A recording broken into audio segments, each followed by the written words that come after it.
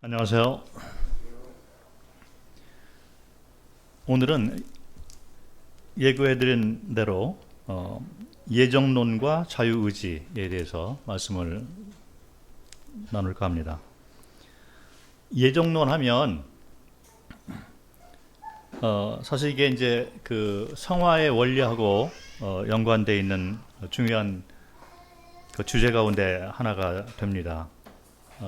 자유의지가 또 연관이 되어 있는 주제이기 때문에 이 주제에 대해서 우리가 잘못 오해를 할 것 같으면 구원 문제도 이제 한쪽으로 치우쳐지게 되고 또 성도의 삶에도 영향을 미쳐서 자칫 잘못된 생각을 가지고 성경을 이렇게 바라보는 수가 있는 것 같습니다. 예정론에 대해서 사실은 뭐 교회 역사 가운데 많은 논쟁이 있었고 또 지금도 그 진행 중에 있는 주제 가운데 하나인데 뭐 신학교 또 이 교회별로 가르침이 또 다르고 있습니다.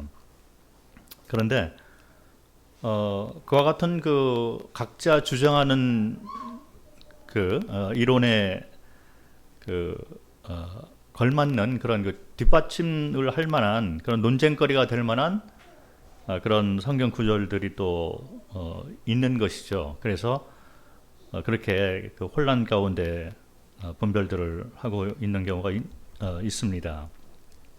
그런데 성경을 보면 이 창세기부터 계시록까지 흐르는 또 말씀하고 있는 그 가르침의 맥이 있습니다. 그리고 하나님의 속성, 인간 창조 목적, 이와 같은 것을 그 잘 고려를 해보면 예정론에 대해서 우리가 그 좀 위험한 것을 방지를 할 수 있을 것 같습니다. 특별히 예정론을 생각을 할 때 보통 이 극단적 예정론을 일반적으로 생각을 하고 있는데 그렇게 극단적으로 이 예정론을 풀이하는 것 자체가 문제가 있습니다.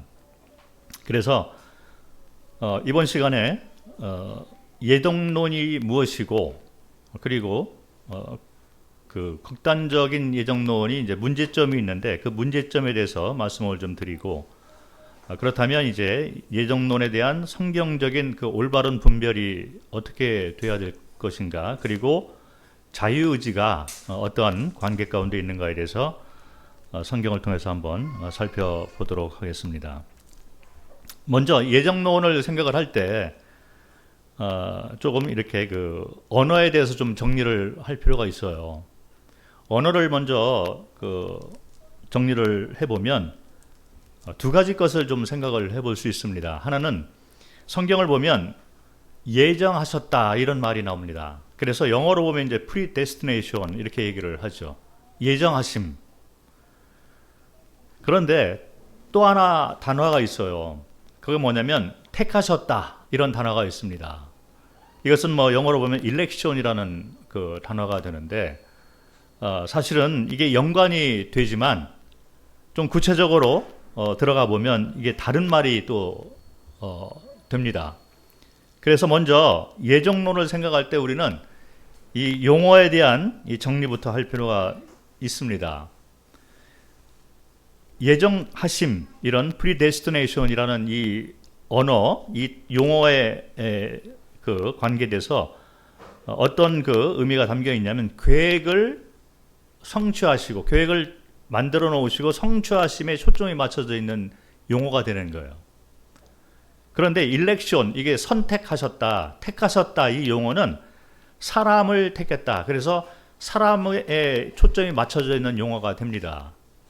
우리가 이 두 용어에 대해서 조금 분별을 해서 구분해서 분별을 할 필요가 있는데 왜 이게 중요하냐면 성경을 보면 하나님께서 예정하신 대로 계획을 세워놓는 것은 맞다는 얘기죠.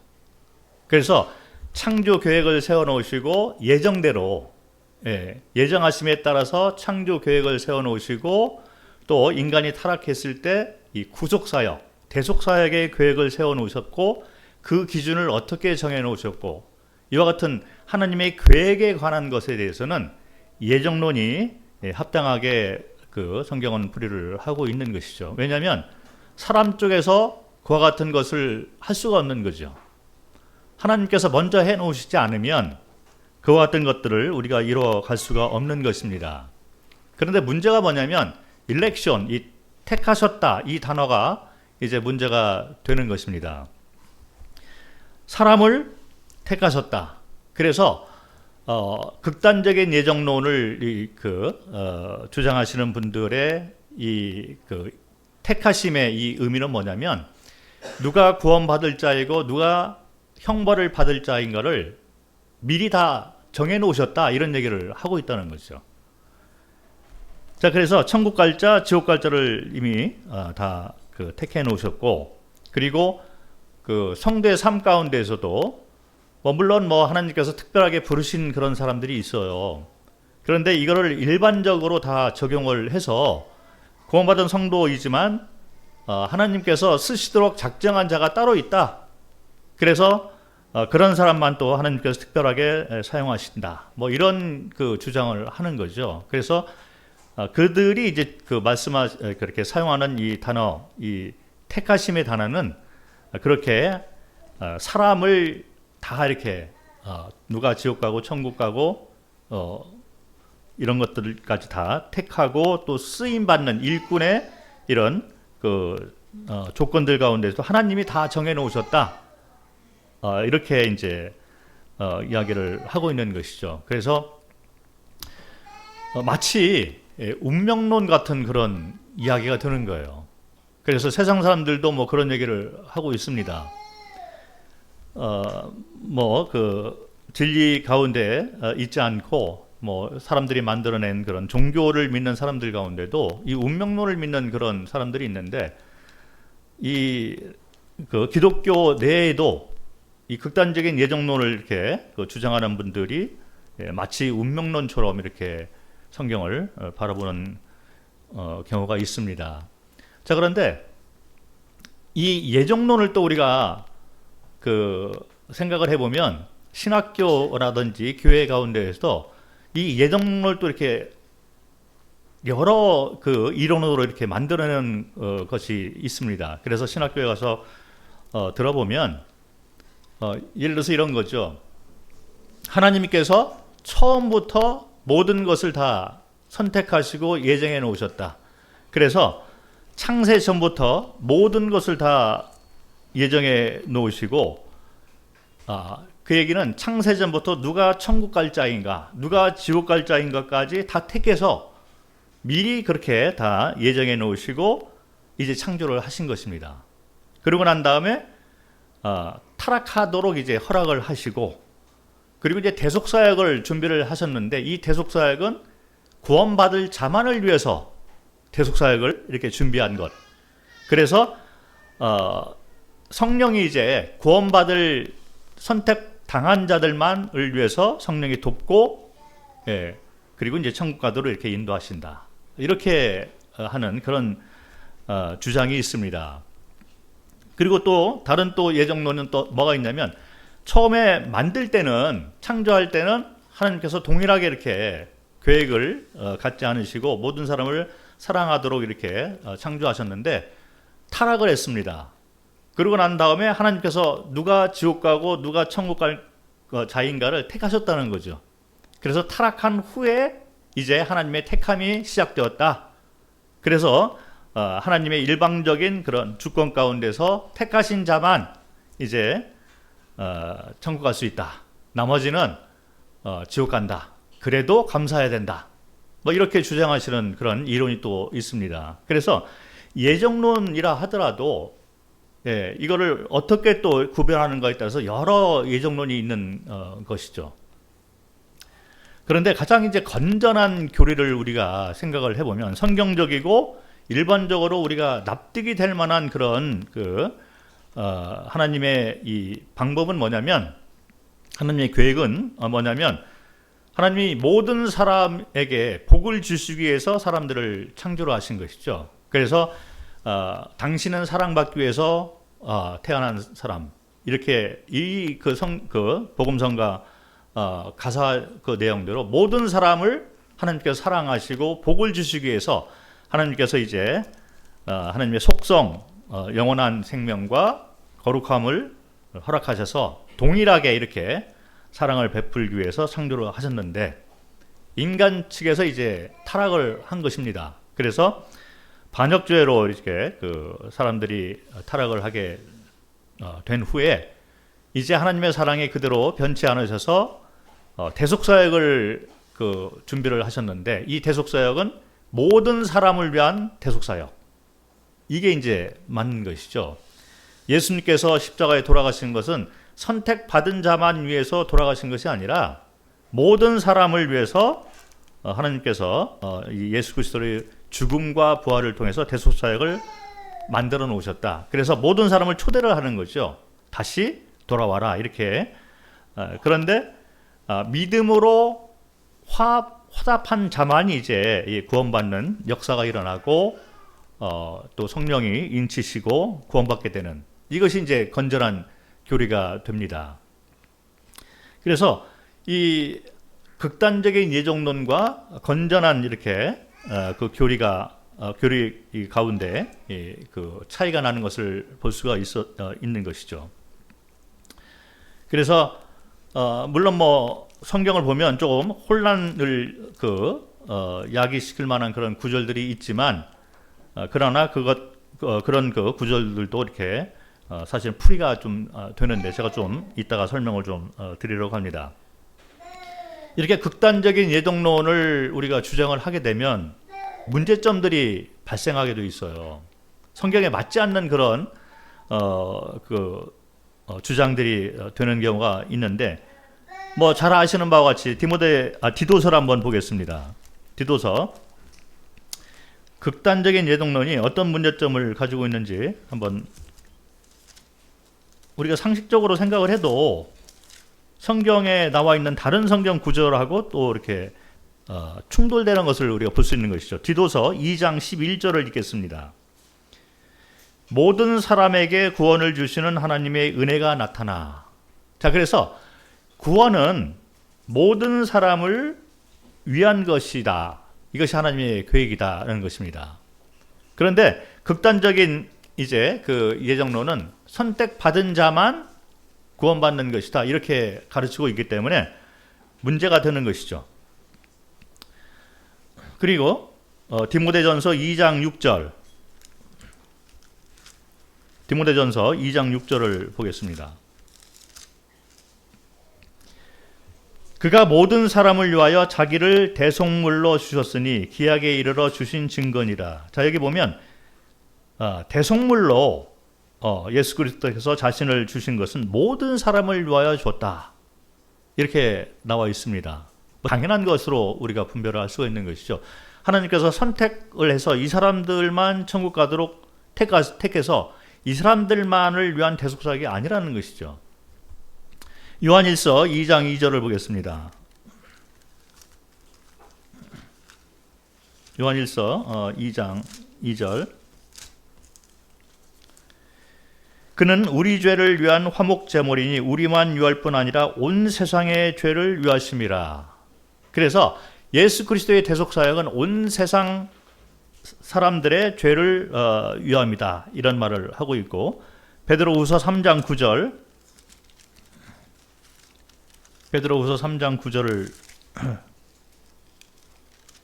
보면 주의 약속은 어떤 이들이 더디다고 생각하는 것 같이 더딘 것이 아니라 오직 주께서는 너희를 다하여 오래 참으사 아무도 멸망하지 아니하고 다 회개하게 이르기를 원하시느니라. 자, 아무도 멸망하지 않으시는 것이 하나님의 뜻인 것입니다. 그래서 만약에 극단적인 예정론자들이 주장하는 바와 같이 하나님께서 일방적으로 택하셔서 이 사람만 천국 가도록 구원받도록 이렇게 예정해 놓았다면, 선택해 놓았다면 이와 같은 말씀들하고 이제 충돌이 되는 거예요. 그러니까 하나님은 모든 사람이 구원받기를 원하시고 대속사역을 준비를 하셨는데 이 대속사역은 모든 사람을 위한 대속사역이다. 이렇게 말을 하고 있는 것이죠. 그리고 뒤에 조금 또 설명을 드리겠지만 하나님께서 인간을 창조하실 때부터 일방적으로 창조하시지 않았다는 것이죠. 하나님의 계획은 그렇게 있지만 그러나 사람에게 자유의지를 줘서 화답을 할 수 있는 그 능력을 주신 것입니다. 그래서 쌍방간의 관계 가운데서 이끌어 가시는 것이 하나님의 계획이라는 거예요. 왜 이런 그 쌍방간의 관계가 그 맞다라고 얘기를 할 수 있냐면 심판이 있습니다. 그리고 성도들의 삶을, 믿음의 삶을 이렇게 통해서 상급이 또 있는 거예요. 성경에는 심판에 대해서 강력하게 경고의 말씀을 해놓고 있는 거죠. 그리고 상급도 확실하게 얘기를 해놓고 있습니다. 이런 그 심판과 상급은 무엇을 말을 하고 있냐면 쌍방간의 관계가 된다는 얘기예요. 그런데 극단적인 예정론자들이 주장하는 바와 같이 일방적으로 하나님이 선택하고 인도하시고 그렇게 한다면 심판을 우리가 생각할 때 부작용이 있는 거예요. 하나님께서 왜 이 사람만 천국 가도록 이렇게 정해 놓으셨는데 왜 또 심판을 하시지? 이 설명이 안 되는 거죠. 그리고 상급도 이제 마찬가지입니다. 그래서 심판과 상급 이런 걸 생각할 때 우리는 하나님께서 사람을 창조하시고 또 이끌어 가시는 이 방법을 보면 쌍방간의 관계 가운데서 이끌어 가신다는 것을 성경을 통해서 우리는 알 수가 있습니다. 또 한 가지는 만약에 하나님께서 일방적으로 창조 때부터 누구는 천국 가도록 이렇게 선택하고 일방적으로 선택을 어떤 사람만 해놨다면 공평과 공의로우신 하나님에 대해서 사람들이 이해를 못하게 됩니다. 요거는 이 교회 안에서 뿐만 아니라 이 세상 사람들의 눈에도 그게 다 보이는 거예요. 그래서 교회가 이와 같은 것에 대해서 잘못 가르치고 있기 때문에 사회적인 문제가 또 많이 되고 있는 것이 현실적으로 그런 문제들이 일어나고 있는 것 같습니다. 그러다 보니까 공평과 이제 공의로우심에 대해서도 흔들리고 혼란이 되질 뿐만 아니라 예정론을 따르다 보면 또 이 전도 선교에 대해서 열정이 이제 식어가게 돼 있어요.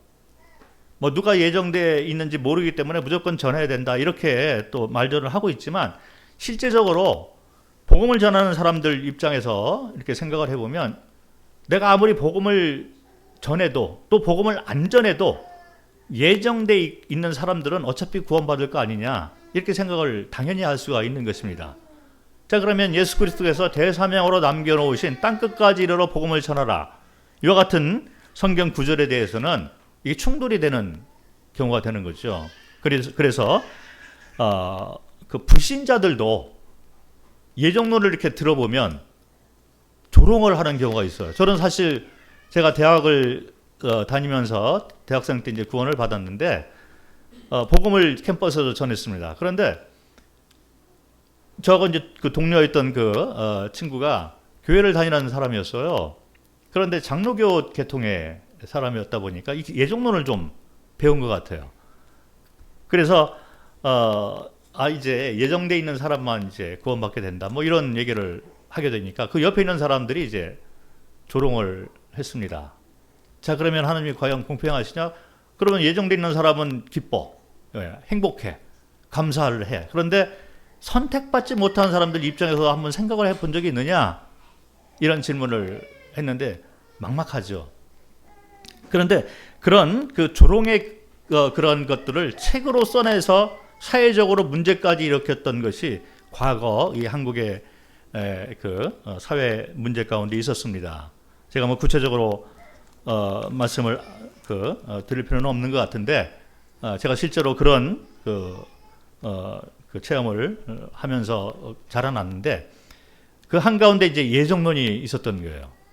그래서 왜 하나님이 이렇게 세상을 공평하게 만들어 놓고 심판도 하시고 그리고 그 악의 편에 서서 사는 사람들 그런 사람들 보면 또 잘 사는 것 같고 그래서 하나님이 다 예정해 놓으셨다라고 얘기를 하는데 이게 과연 공평한 세상이냐 창조주가 과연 있느냐 이런 소설 만들어서 주장하는 그런 것도 제가 봤습니다. 그래서 이와 같은 문제들이 있는 거죠.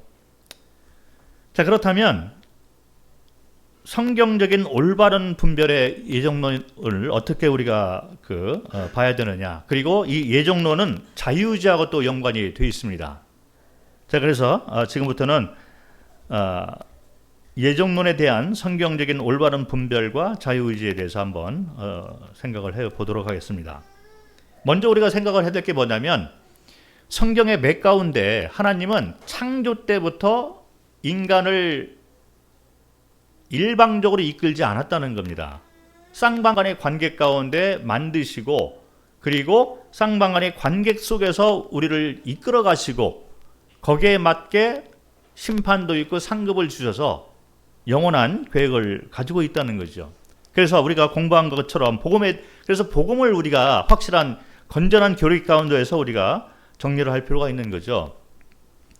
창세기 1장에 나와 있는 창조주라는 말 있잖아요. 저희가 공부한 바와 같이 이것은 하나님께서 모든 걸 다 창조해 놓으셨다. 그런데 2장 4절부터 들어가면 여호와 하나님으로 나와 있으면서 이 창조주가 사람 간의 관계 가운데서는 쌍방간의 관계로 이끌어 가시면서 주인과 재판장.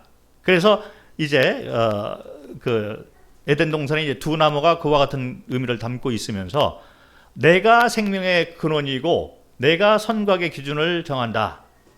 그런데 하나님께서 이 과일을 먹지 말아라 이렇게 얘기를 합니다. 다른 것은 임으로 먹되 이 과일을 먹지 말아라 이렇게 한 거죠. 자유의지를 줬다는 얘기가 됩니다. 스스로 선택할 수 있는 능력을 인간 만들 때부터 이렇게 준 것을 볼 수가 있습니다. 그래서 다른 피조물들은 일방적인 관계 가운데서 만들어 놓은 거예요. 그래서 해와 달과 이 만물은 다 만들어 놓은 그 자연의 법칙 가운데서 돌아가게 되어 있습니다. 그런데 인간만 자유의지를 줘가지고 스스로 선택해서 하나님과 더불어 같이 가는 그와 같은 능력을 특별하게 주신 것을 볼 수가 있는 것이죠. 자, 이와 같이 자유의지를 가지고 있는 또 하나의 피조물이 있는데 그 천사 그룹이 되는데 천사 그룹은 사람하고 다른 점이 뭐가 있냐면 천사 그룹은 하나님을 섬기는 목적을 가지고 창조가 된 것이죠. 그러나 사람은 하나님이 가지고 있는 속성을 우리가 받은 거예요. 하나님의 사랑을, 은혜를 또 공유로움을 우리가 받고 창조가 되었습니다. 그래서 우리는 아주 특별한 관계 가운데서 창조가 되어진 유일한 그런 피조물이 됩니다. 창세기 2장 16절 한번 보도록 하겠습니다. 창세기 2장 16절. 여호와 하나님이 그 사람에게 명하여 이르시되 동산 각종 나무의 열매는 내가 임으로 먹되. 자, 창조 때부터 하나님께서 이 자유의지를 준 것을 우리가 볼 수가 있고 2장 19절을 보겠습니다.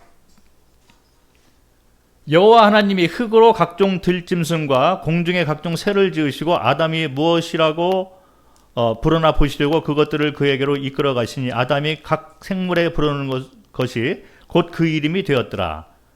자, 이런 짐승들을 데려와 가지고 아담에게 이름을 지어보라 이렇게 하신 거예요. 그래서 그 이름을 이렇게 지었을 때 그 이름이 그냥 동물들의 이름이 된 것이죠. 하나님이 허락을 한 것입니다. 인정을 했다는 거죠.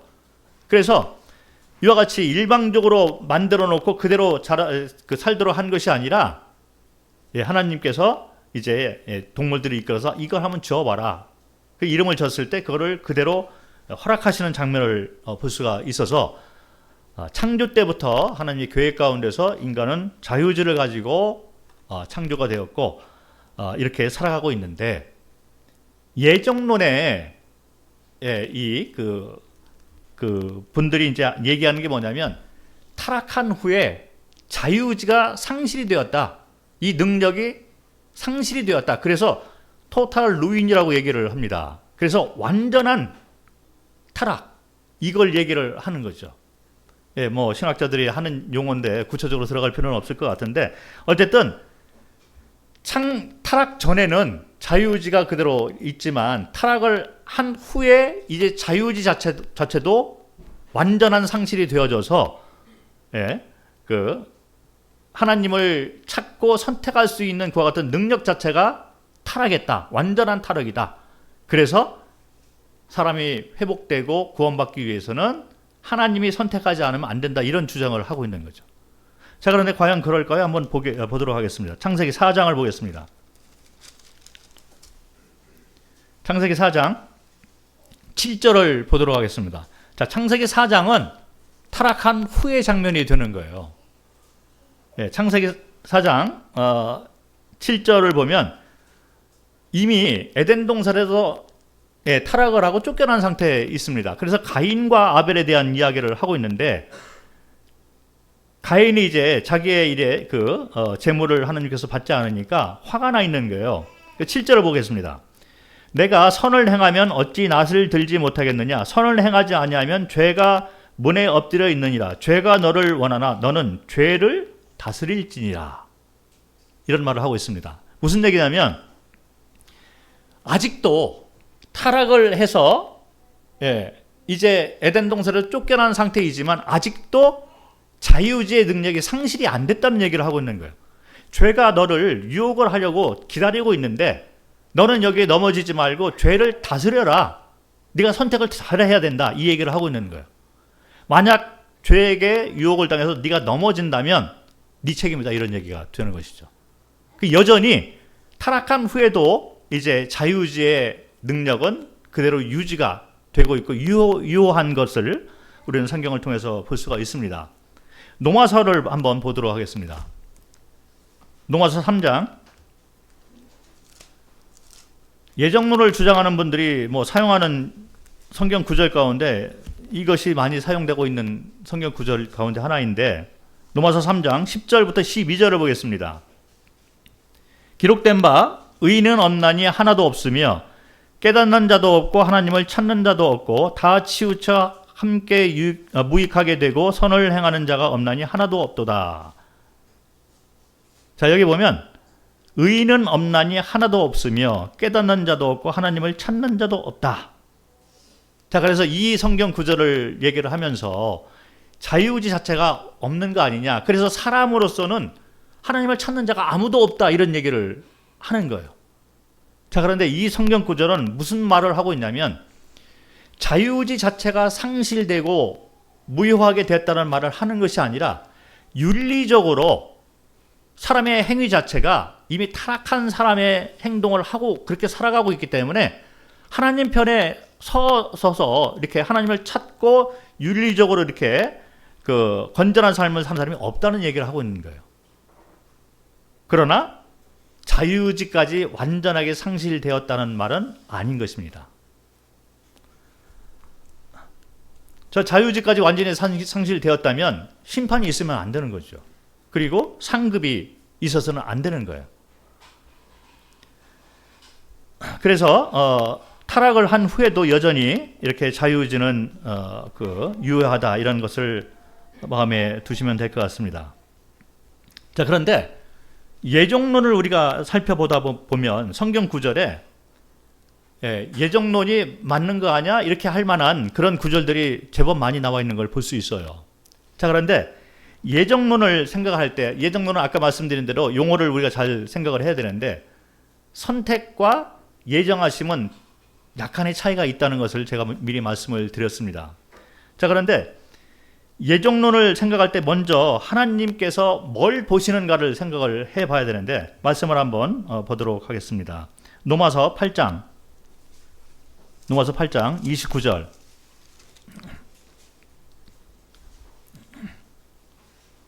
읽겠습니다. 하나님이 미리 아신 자들을 또한 그 아들의 형상을 본받게 하기 위하여 미리 정하셨으니 이는 그로 많은 형제 중에서 맏아들이 되게 하려 하심이라. 또 미리 정하신 그들을 또한 부르시고 부르신 이들을 또한 의롭다 하시고 의롭다 하신 그들을 또한 영화롭게 하셨느니라. 자, 그래서 미리 아셨다라는 단어가 있어요. 자, 여기서부터 우리는 예정론을 올바로 분별을 해야 될 필요가 있는 것입니다. 하나님께서는 시간과 공간의 제한을 받지 않으시는 그런 분이시죠.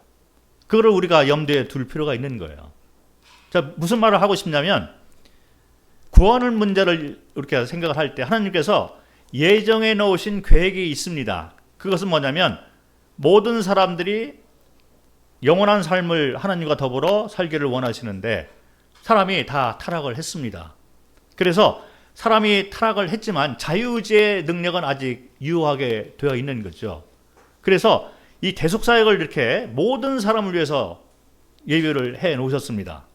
그런데 어떤 사람이 믿음으로 자유의지의 믿음을 이제 통해서 믿게 되는 거죠. 그래서 구원받고 믿음이 이렇게 있는 자가 되었는데 그 사람이 믿음이 생기고 구원을 받을 것을 하나님께서 미리 하셨다. 왜냐하면 이것은 하나님의 능력이다라는 얘기죠. 성경에 보면 하나님께서 미리 하셨다는 말이 제법 많이 나와 있는 걸 볼 수 있어요. 그래서 미리 아신 거에 대해서 우리가 예정론을 이해를 할 수가 있는 것 같습니다. 그래서 구원받기 전에는 우리의 선택이 필요한 것입니다. 우리의 믿음의 선택이 필요한 거예요. 이거는 우리가 자유의지를 가지고 그런 선택을 하게 되는데 구원받은 후는 다른 것입니다. 구원받고 나니까 내가 이미 하나님의 예정 가운데 들어와 있는 사람이구나. 선택 가운데 들어와 있는 사람이구나. 이렇게 우리가 느끼는 경우가 많이 있습니다. 그래서 구원받기 전에는 모든 사람이 다 구원받기를 원하시는 하나님이 계획이 이렇게 있는데 구원받고 딱 난 후는 하나님이 나를 미리 아셨구나. 이거를 우리가 알 수가 있어서 감사가 나오는 것을 볼 수가 있습니다. 자, 그런데 8장 로마서 8장 29절을 이렇게 여기 미리 아신다라는 말이 나오는데 이 29절은 28절과 연관이 되어 있는 걸 볼 수 있어요. 28절을 먼저 보도록 하겠습니다. 우리가 알거니와 하나님을 사랑하는 자 곧 그의 뜻대로 부르심을 입은 자들에게는 모든 것이 합력하여 선을 이루느니라. 그래서 하나님을 사랑하는 자가 먼저 나오는 거예요. 이것은 일방적인 관계를 얘기하는 것이 아니라 쌍방간의 관계를 얘기를 하고 있는 것입니다. 하나님께서 이와 같은 모든 이 대속사역의 계획을 다 이렇게 만들어 놓으셨지만 하나님을 사랑하는 자들이 선을 이뤄나간다, 합력하여 선을 이뤄나간다는 거죠. 그래서 그런 사람을 미리 아시고 그리고 그 사람을 의롭다 하고 이제 성화의 단계를 이끌어서 영화롭게 하신다.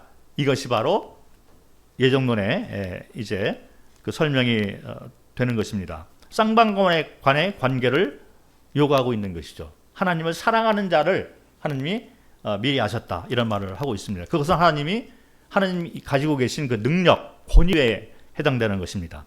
베드로전서 1장을 보겠습니다. 베드로전서 1장 2절 말씀.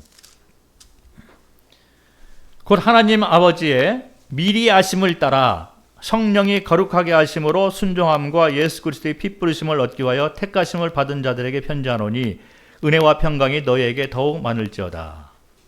자, 그래서 하나님께서 미리 아셨다는 거죠. 이게 하나님의 권능이 됩니다. 하나님께서 미리 아셔가지고 누구를 지옥 가도록 딱 일방적으로 정해놓은 것이 아니라 누가 자유의지를 가지고 믿음으로 화답하여 구원받을 자인가를 하나님께서 아시고 계신다는 거죠. 그건 당연한 것입니다. 왜냐하면 하나님께서는 과거, 현재, 미래에 제한이 없으시는 그런 분이기 때문에 성경을 봐도 요한계시록은 우리에게는 미래이지만 하나님은 요한계시록 쓸 때 현재 시점에서 그걸 쓰고 있는 걸 볼 수 있습니다. 창세기가 우리에게는 과거가 되지만 하나님은 창세기를 모세를 통해서 이렇게 쓰시는데 현재의 시각으로 바라보면서 그 얘기를 썼다는 것입니다. 그래서 항상 하나님 편에서는 현재의 시제가 되는 거예요. 그래서 미리 아셨다라는 것은 누가 어떠한 믿음에 그 화답을 할 것인가를 다 알고 계신다. 그래서 그 하나님의 권능에 이렇게 속한 것이 그 예정론의 일부가 되는 것입니다. 자, 그래서 예정론을 우리가 생각을 할 때는 하나님의 미리 아심. 자, 이것은 하나님께서 과거, 현재, 미래에 제한이 없으셔서 물론 누가 어떤 선택을 할 것인가 다 알고 계신다. 그러나 하나님의 계획은 모든 사람이 다 구원받기를 원하시는 것이 맞다라는 것입니다. 극단적인 예정론으로 들어가면 여러 혼란이 생기게 되는 것이죠. 성경을 보면 이거 예정론 아니야? 이렇게 생각할 그런 구절들이 조금 있지만 제가 다 설명을 할 수는 없고 자주 쓰이는 그런 성경 구절을 좀 보도록 하겠습니다. 에베소서 1장을 보도록 하겠습니다. 에베소서는 우리가 미리 생각을 해야 될 게 뭐냐면 성도를 위한 서신인 거예요. 구원받은 자들. 그리고 에베소서를 읽을 때 예정하심과 선택하심이 차이가 있다는 것을 염두에 두고 이 성경을 봐야만 됩니다. 쉽게 말씀을 드리면 에베소서는 하나님의 계획에 대해서 초점을 맞춰서 쓰고 있다는 거예요. 개인을 선택해서 이 사람을 구원받도록 했어. 이 개인의 초점에 맞춰져 있는 글이 아니라 하나님의 계획에 초점을 맞춰서 쓰인 글이다 라고 생각을 하시고 에베소서 1장 4절 5절을 먼저 읽도록 하겠습니다. 곧 창세전에 그리스도 예수 안에서 우리를 택하사 우리로 사랑 안에서 그 앞에서 거룩하고 흠이 없게 하시려고 그 깊으신 뜻대로 우리를 예정하사 그리스도 예수로 말미암아 자기의 아들들이 되게 하셨으니. 자, 그래서 여기 보면 우리를 택했지 않았느냐, 이래서 구원받을 자들을 택한 것이 아니냐, 이래서 예정론자들이 자주 사용하는 그런 성경 구절이에요. 그런데 그 앞에 보면 창세전에 그리스도 안에서 이런 말이 나옵니다. 그리스도 안에서 우리를 택했다. 이건 무슨 말이냐면 하나님의 계획에 대한 예정을 얘기를 해 놓고 있다는 거죠. 자, 이제 하나님께서는 다 알고 계시는데 사람들이 다 타락을 했습니다. 그런데 대속사역을 그리스도 안에서 이렇게 세워놓으셨다. 이 얘기를 하고 있다는 거죠. 그래서 계획에 대한 예정을 한 것을 에베소서는 얘기를 하고 있는 것이지 누가 구원받을 자인가 개인을 선택했다는 말을 하고 있는 것이 아니라는 것입니다. 11절을 보겠습니다. 모든 일을 그의 뜻의 결정대로 일하시는 이의 계획을 따라 우리가 예정을 입어 그 안에서 기업이 되었으니. 자, 모든 일을 그의 뜻의 결정대로 일하시는 이의 계획에 따라 이와 같이 예정을 해놓았다는 것입니다. 이것은 계획에 대한 하나님의 큰 뜻, 창조 계획과 대속사의 계획을 얘기하는 것이지 개인이 구원받고 지옥 가고 이와 같은 것을 얘기하는 것이 아니라는 것입니다. 큰 그림을 얘기하고 있는 거예요. 그래서 에베소서 2장 8절 9절 뭐 잘 아시는 그런 말씀인데 우리가 8절 보겠습니다. 2장 8절. 너희는 그 은혜에 의하여 믿음으로 말미암아 구원을 받았으니 이것은 너희에게서 난 것이 아니요 하나님의 선물이라. 행위에서 난 것이 아니니 이는 누구든지 자랑하지 못하게 함이라. 자, 이 말씀도 극단적 예정론을 주장하는 분들이 여기 보면 우리가 믿음을 가진 것도 하나님의 선물이기 때문에 하나님으로부터 와야 되는 거 아니냐 이렇게 이야기를 합니다. 자, 그런데 이 말씀도 무슨 말을 하고 있냐면 믿음을 통해서 우리가 구원받는 것은 하나님이 이 큰 계획 가운데 정해놓으셨다는 거예요. 선과 악의 기준을 이렇게 정해놓으셨다는 것을 이 계획을 얘기를 하고 있다는 것이지 개인이 뭐 누가 구원받고 지옥 가고 이 선택을 해놓은 것이 아니라는 것입니다. 그래서 에베소서가 말하고 있는 이 예정에 관한 것은 하나님의 계획을 얘기를 해 놓으신 것을 우리가 볼 수 있습니다.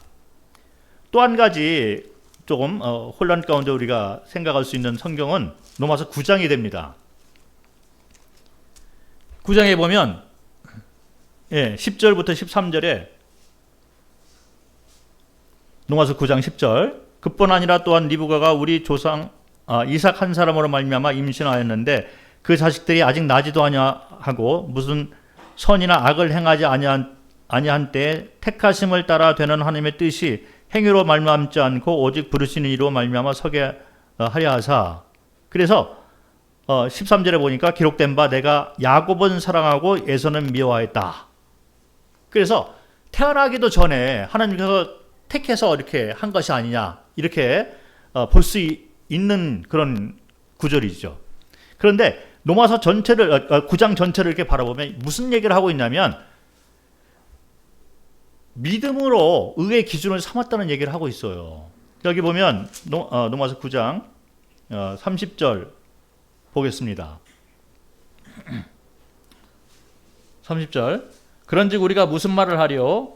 의를 따르지 아니하는 이방인들이 의를 얻었으니 곧 믿음으로 난 의요. 의의 법을 따라간 이스라엘은 율법에 이르지 못하였으니 어찌 그래하냐? 이는 그들이 믿음을 의지하지 아니하고 행위를 의지함이라. 부닥칠 돌에 부닥쳤느니라. 자, 그래서 믿음을 통한 구원을 얘기를 놓고 있다는 거죠. 구약 때도 하나님께서는 사람의 행위를 바라보지 아니하고 믿음을 기준으로 삼아 놓으셨다는 거예요. 이것은 구약에도 마찬가지고 신약에도 마찬가지고 하나님께서 의의 기준으로 세워 놓으신 것은 행위가 아니라 의다. 믿음이다. 이렇게 얘기를 하고 있는 거죠. 믿음을 통한 의를 얘기를 하고 있는 거죠. 그런데 이 야곱이 믿음에 화답을 한 것을 미리 아시고 있는 거예요. 그래서 왜 야곱을 내가 더 사랑하고 에서를 사랑하지 않느냐? 그 말은 히브리서 12장을 보면 나와 있습니다. 히브리서 12장을 보도록 하겠습니다.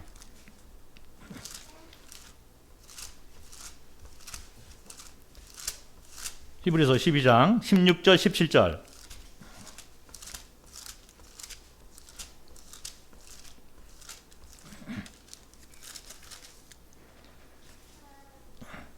음행하는 자와 혹 한 그릇 음식을 위하여 장자의 명분을 판 에서와 같이 망령된 자가 없도록 살피라. 너희가 아는 바와 같이 그가 그 후에 축복을 이어받으려고 눈물을 흘리며 구하되 버림받아 회개할 기회를 얻지 못하였느니라. 예서를 향해서 망령된 자다 이렇게 얘기를 합니다. 장자의 명분을 가지고 태어났음에도 불구하고 장자의 명분을 우습게 알고 버렸다는 거죠. 그런데 동생인 야곱은 믿음을 가지고 이 장자의 명분을 샀던 사람이 되는데 하나님께서 그와 같은 것을 다 아시고 이스라엘을 만들어 가는데 로마서 9장은 의의 기준을 믿음으로 선택을 만들어 놨다 이 말씀을 하시면서 이스라엘을 내가 택했다. 그래서 내가 왜 이스라엘을 택했느냐? 이 믿음의 계보를 통해서 내가 택했다 이 말씀을 하고 있는 거예요. 그래서 야곱이 믿음을 통해서 하나님께 의로운 자가 된 그래서 이 자손을 통해서 내가 이스라엘을 만들었다. 이 이야기가 로마서 9장에 나와 있는 주 얘기가 되는 것이죠. 자, 그런데 여기에 토기장이 얘기가 나옵니다. 토기장이가 귀 쓸 만한 그릇을 만들고 천이 쓸 만한 그릇을 만들고 이렇게 나오잖아요. 그 사람들이 요것도 보면서 이게 예정론이 아니냐, 택한 것이 아니냐, 일방적으로. 자, 그런데 하나님께서 사람을 택할 때 믿음의 기준을 보고서 택한다는 말을 로마서 9장에서 하고 있는데 이 믿음의 기준을 의의 기준을 믿음을 통해서 이렇게 만들어 놓으신 것이 토기장의 권한이라는 얘기를 하고 있는 거예요. 그래서 사람들은 함부로 하나님께서 이렇게 세워놓으신 의의 기준에 대해서 불평을 할 수가 없다. 내가 세워놓은 의의 기준은 믿음이다. 이 얘기를 하고 있는 거죠. 그래서 믿음의 기준을 통해서 내가 야곱을 택했고 이스라엘을 택했다는 말을 로마서 9장이 하고 있는 거죠. 극단적인 예정론이 아닌 것입니다. 자, 그래서 이와 같이 우리가 그 외에도 성경에 여러 예정론을 이렇게 좀 이거 예정론 아니야 이렇게 해서 생각할 만한 그런 혼란스러운 구절들이 있지만 우리가 잊지 않아야 될 기준이 있습니다. 그게 뭐냐면 두 가지 것을 우리가 생각을 할 수가 있는데 첫 번째는 뭐냐면 하나님의 대속사역 계획과 의의 기준을 믿음을 통해서 세워놓으신 것은 하나님께서 일방적으로 사랑을 가지고 그렇게 세워놓으신 거죠. 이런 면에서 우리가 예정해 놓았다 이 말은 맞는 것입니다. 하나님께서 해놓으신 것이 있다는 거죠. 그래서 예정론이 이런 면에서는 맞다라고 얘기를 할 수 있지만 두 번째로 우리가 고려할 것이 뭐 있냐면 이 기준에 맞는 합당하게 이렇게 화답을 할 만한 사람들을 미리 하나님께서 다 찍어서 이 사람만 하고 나머지 사람은 지옥 가 이렇게 사람까지 선택해 놓지는 않았다는 거죠.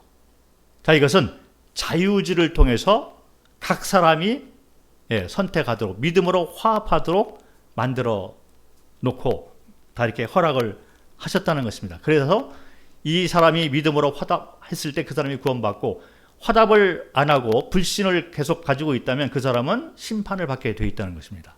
그 심판도 있고 이제 상급도 있다는 거죠. 그래서 이와 같은 것을 마음에 두면서 우리가 생각해야 될 게 뭐냐면, 성경을 바라보면서 하나님의 사랑과 공평하심, 공유로우심, 은혜로우심, 여기에 대해서 의심을 해서는 안 된다는 거예요. 극단적 예정론은 이와 같은 하나님의 사랑과 은혜와 공의로우심, 공평에 대해서 의심하게 만들어 놓는 거예요. 자꾸 흔들어 놓는 거예요.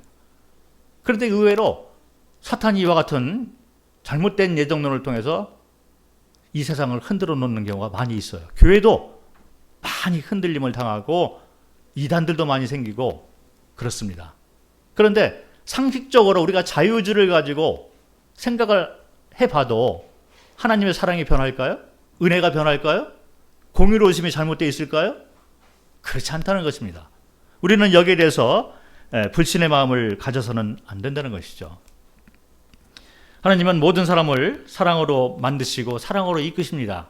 그리고 공평, 공의로움을 가지고 심판과 상급을 준비를 하고 있는데, 이와 더불어서 제가 조금 하나님의 사랑과 은혜를 연결해서 좀 생각할 수 있는 또 하나의 주제를 잠깐 소개를 하고 말씀을 마치려고 합니다. 자, 우리가 흔히 알고 있기는 생명책에 구원받은 사람의 이름이 기록되는데 언제 우리 이름이 생명책에 기록될까? 이런 문제를 가지고 얘기를 합니다. 교회에서 흔히 가르치기를, 우리가 믿음으로 화합했을 때, 우리가 구원의 확신을 딱 가지는 그 순간에 하나님께서 내 이름을 생명책에 기록을 해 놓는 것이다. 이렇게 배웠잖아요. 많은 분들이 그렇게 가르치고 있고 또 그렇게 배웠는데, 또 다른 분별이 있어요. 저는 후자의 분별을 조금 더 좋아합니다. 왜 그러냐면 하나님의 사랑과 은혜가 거기에 있는 것이죠. 어떻게 분별하냐면, 하나님께서 창세 때부터 모든 사람의 이름을 생명책에 다 기록을 해 놓는 거예요. 그래서 이 세상 모든 사람의 이름이 하나님의 생명책에 이미 다 기록이 되어 있는데, 하나님께서 끝까지 기다립니다. 대속사역을 다 이렇게 예비해 놓으시고, 타락을 했는데도 생명책에 이름을 지우지 않고 계속 기다리시는 거예요. 그래서 대속사역을 다 완성해 놓으시고 초청을 계속 하는 거죠. 모든 사람에게 초청의 손길을 보내고 있습니다.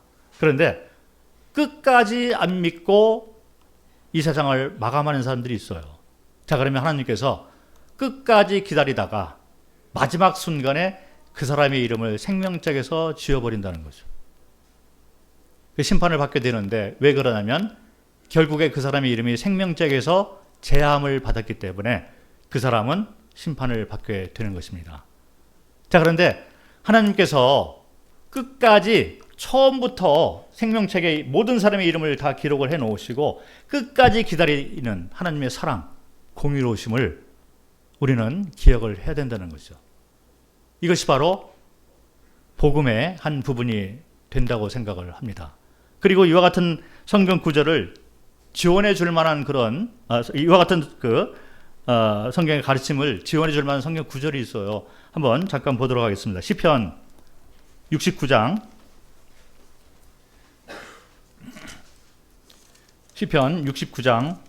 27절과 28절을 보겠습니다.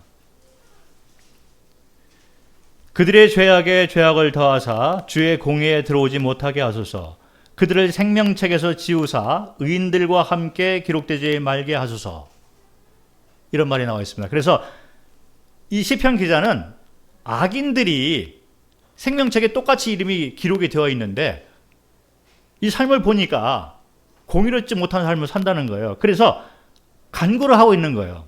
그들의 이름을 생명책에서 지워버려서 의인들과 함께 기록되지 말게 하소서. 자, 우리가 생각하듯이 우리가 믿을 때 우리 이름이 생명책에 기록된다라고 믿으면 이 악인들의 이름은 생명책에서 원래부터 없어야 되는 거예요. 자, 그런데 이 말씀에 의하면 생명책에 이미 기록이 되어 있습니다. 그래서 그 악인들의 생명 이름이 생명책에 더 기록되지 못하도록 좀 지워주세요. 이 얘기를 하고 있는 거예요. 이미 기록이 돼 있다는 얘기죠.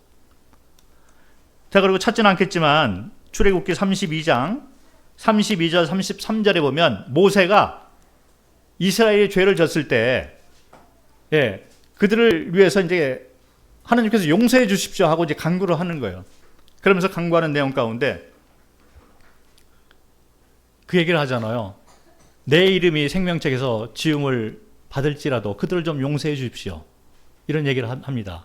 자, 이게 뭐 찾는 분이 계셔가지고 출애굽기 32장을 잠깐 보도록 하겠습니다. 출애굽기 32장 33절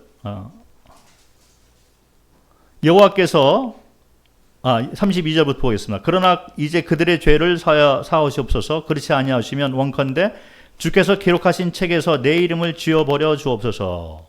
여호와께서 모세에게 이르시되 누구든지 내게 범죄하면 내가 내 책에서 그를 지워버리리라. 끝에 가서 지워버린다는 얘기예요. 그런데 모세 이름이 기록됐는데 내 이름을 지워버려서 이렇게 얘기를 하고 있고, 그 다음에 계시록 3장 5절 나중에 집에 가서 한번 찾아보시기 바랍니다. 계시록 3장 5절 22장 19절 이런 말씀이 생명책에 모든 사람의 이름이 기록이 되어 있는데 끝까지 기다리시다가 그래도 믿지 않고 세상을 떠난다면 그 사람의 이름을 끝에 가서 지워버리는 것이 하나님의 사랑이고 공의로움이다. 저는 개인적으로 생명책에 이름이 기록되는 시기를 생각을 할 때 이것이 더 합당하다 이렇게 믿고 있습니다. 그래서 우리는 예정론을 생각할 때 하나님께서 우리에게 자유의지를 주신 거예요. 이것은 하나님께서 우리를 향한 처음부터 가지고 계신 계획이고 하나님의 사랑이고 은혜이고 공의로우심이고 공평하심이다. 그래서 우리가 자유의지를 가지고 하나님께서 만들어 놓으신 계획해 놓으신 그 대속사역에 대해서 믿음으로 화답을 해서 우리는 심판에서 벗어나고 또 성도의 삶도 그렇게 우리 편에서 선택을 해가면서 살아가는 거죠. 그렇게 됐을 때 심판이 있고 상급이 있는 것입니다. 자, 오늘은 여기까지 하도록 하겠습니다.